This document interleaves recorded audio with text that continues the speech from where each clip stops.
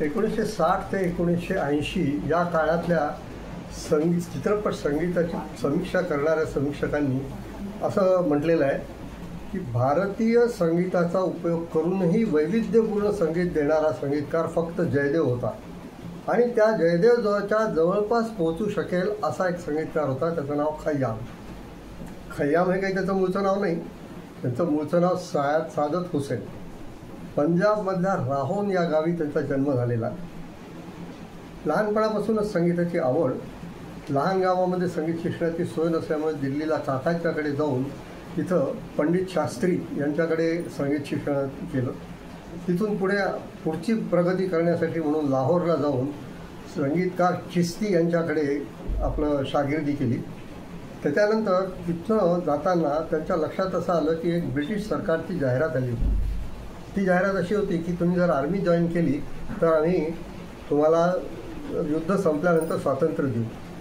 खय्याम त्यांच्या वडिलांनी लहानपणापासून असे संस्कार, देशभक्तीचे संस्कार केले होते की त्यामुळे त्या जाहिरातीचं त्यांना अप्रूप वाटलं आणि ते जाहिरात पाहून त्यांनी आर्मी जॉईन केली. आपली संगीताची आवड बाजूला ठेवून त्यांनी आठवण अशी सांगितली की त्यांचे वडील सगळ्या मुलांना घेऊन जेव्हा प्रवास करत तर मध्ये एक पंजाबमध्ये असं गाव लागत असे की तिथे ते सगळ्यांना उतरवायचे, तिथल्या मातीला स्पर्श करायचे, ती डोक्याला लावायचे आणि पुढला प्रवास सुरू करायचे.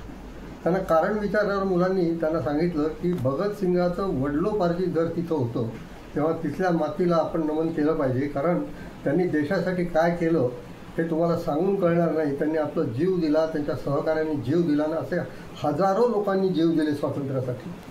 याचे संस्कार या मुलांवर झाले होते आणि त्या संस्कारामुळे हा खय्याम म्हणजे सादत हुसेन हा आर्मीत भरती झाला होता. 1948 साली स्वातंत्र्य मिळाल्यानंतर 1 वर्षांनी त्याने आपलं पर्पज पूर्ण झालं असं समजून ती नोकरी सोडली आणि आपली मूळ आवड संगीत त्याच्यात लत आजवण्यासाठी म्हणून तो मुंबईला आला. मुंबईला आल्यावर त्याला पहिल्यांदा संधी मिळाली एका सिनेमामध्ये जोडीनं संगीत करायची. जोडीदार होते वर्माजी म्हणून संगीतकार होते. आता वर्माजीला जोडीला सादत हुसेन हे नाव जुळेना म्हणून त्यांचं नाव बदलण्यात आलं आणि त्यांचं नाव ठेवलं शर्माजी. शर्माजी वर्माजी या नावाने त्यांनी 4-5 चित्रपटांचं संगीत दिलं. पुढे असं करता करता त्यांना स्वतंत्रपणे संगीत दिग्दर्शन करायची संधी मिळाली. ती फुटपाथ नावाच्या सिनेमात, ज्याच्यात अभिनेता होते दिलीप कुमार.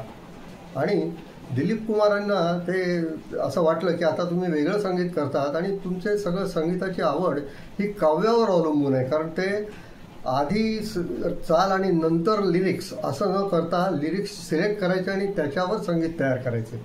त्यामुळे दिलीप कुमारच्या तोंडातनं उद्गार निघाले की तुम्ही तर खय्याम आहात, म्हणून त्यांचं नाव खय्याम पडलं.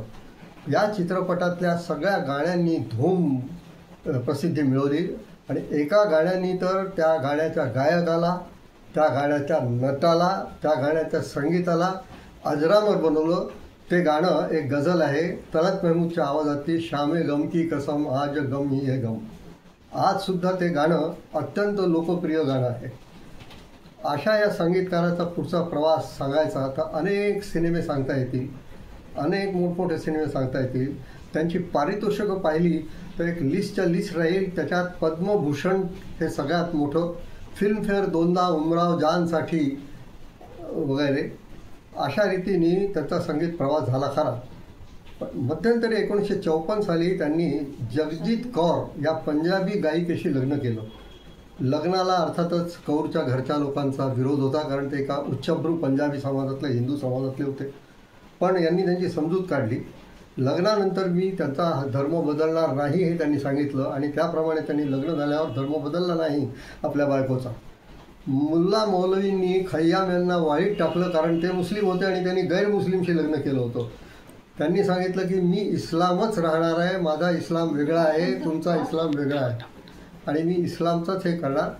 आणि मरेपर्यंत ते दोघंही जण आपापल्या धर्मामध्ये राहिले आणि त्यांनी लग्न त्यांचं सुरू ठेवलं. इतकंच नव्हे तर त्यांनी आपल्या मुलाचं नावसुद्धा ठेवलं प्रदीप. तो मुलगा दुर्दैवाने तरुणा झाल्यानंतर काही सोशल वर्क करत असताना हार्ट अटॅक येऊन गेला.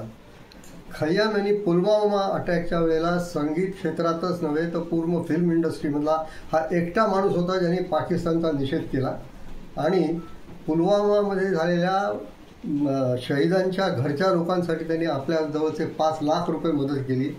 दरवर्षी आपल्या वाढदिवसाला जो खर्च येतो तो खर्च पुलवामाच्या साठी म्हणून सैनिक फंडाला देत आला. 92 साली त्यांचं जेव्हा निधन झालं त्याच्या आधी त्यांनी जगजीत सिंग खय्याम या नावाचा एक ट्रस्ट स्थापन केला आणि उभरत्या संगीतकारांसाठी, उभरत्या गायकांसाठी, वादकांसाठी मदत म्हणून त्यांनी त्या फंडाचा उपयोग व्हावा म्हणून आपल्या जीवनातली संपूर्ण संपत्ती जी 10 कोटीची होती ती त्या ट्रस्टला दिली. म्हणून या संगीतकाराला देशभक्त संगीतकार म्हणतात. एकही देशभक्तीचं गाणं न केलेला, त्यांच्या वाट्याला भक्तीचं एकही गाणं सिनेमात आलं नाही, पण कित्येक भक्तिगीते लिहिणाऱ्या लोकांनी खास खय्यामकडनं आपली गाणी संगीतकार बसून घेतली. त्यातलं प्रसिद्ध गाणं आहे पाव पडू तोरे शाम, मधुकर राजस्थानी यांनी लिहिलेलं. त्यालाही संगीत खय्यामचं आहे. असा हा बहुगुणी संगीतकार.